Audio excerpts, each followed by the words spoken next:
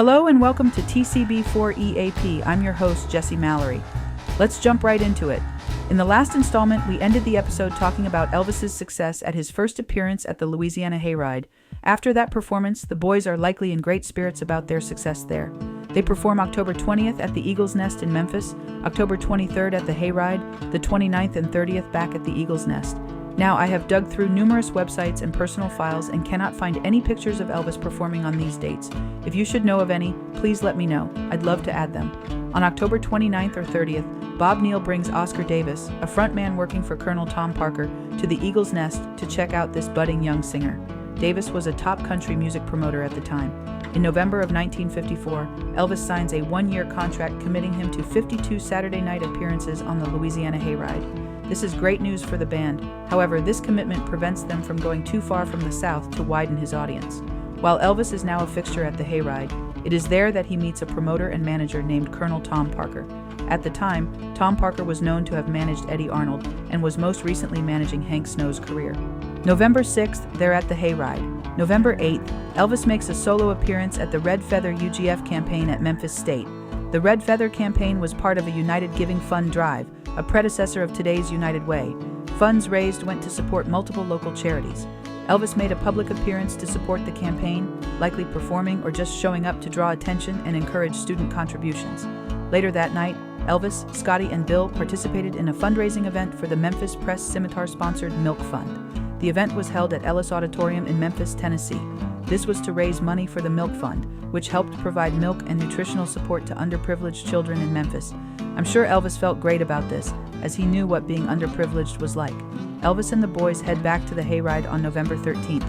On November 15th, the band is back in the studio to lay down I'm Left, You're Right, She's Gone. The song originally had a slow country feel, reflecting the rockabilly style that blended country and blues. Sam Phillips had Elvis record an up-tempo version which became the better-known take.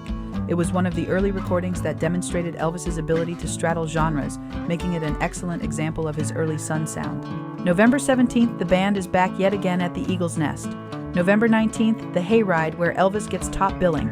They perform the next night there as well. On November 21st, they have two shows in Houston, Texas, one at Magnolia Gardens and one at Cook's Hoedown Club. November 23rd, the boys make their first appearance in Gladewater, Texas. A local DJ, Tom Perryman, booked them for the show and will continue to book them in Northeast Texas into 1955. I'm so glad there are pictures of this appearance. November 24th, the band performs at Municipal Auditorium in Texas. The 25th through the 27th belong to the Palladium Club. November 27th, they're back at Cook's Hoedown, and the 28th, they hit Magnolia Gardens again. December 2nd finds them at Catholic Club in Helena, Arkansas. December 3rd, Texarkana Municipal Auditorium. December 4th, the Hayride. December 10th, Memphis Eagle's Nest. December 11th, back to the Hayride. December 17th, they perform at Hawkins High School in the gymnasium. I was fortunate enough to find these pictures from that date. Some point between December 8th and 20th, the band holds their next recording session. They lay down Milk Cow Blues Boogie and You're a Heartbreaker. On December 23rd, Elvis, Scotty, and Bill get stopped for speeding on their way back home from Shreveport. In an interview, Elvis said, "I thought, here goes my Christmas money for a traffic ticket, but the officer let us go with a warning. After the officer left, the three of us got out of the car and counted our money by the car headlights. The money was mostly in dollar bills, man. That was the most money I ever had in my pockets at one time. I blew the whole bundle the next day for Christmas presents." Even in the early days, Elvis spent his money on others. Elvis spent December 25th with his family for Christmas at their residence on Alabama Street in Memphis. On December 28th, Elvis performs at Cook's Hoedown again, this time meeting a young Tommy Sands, who would become famous in his own right around 1957. No doubt Elvis was an influence on him. This newspaper ad gives Elvis top billing. It's been a while since they were billed as Elvis and the Blue Moon Boys. It has become evident that the show is Elvis. If you had $1.25, you could catch the show.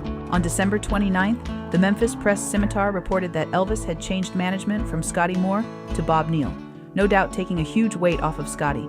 Finally, on December 31st, New Year's Eve, they perform at NCO Club, Red River Arsenal, Texarkana, Arkansas.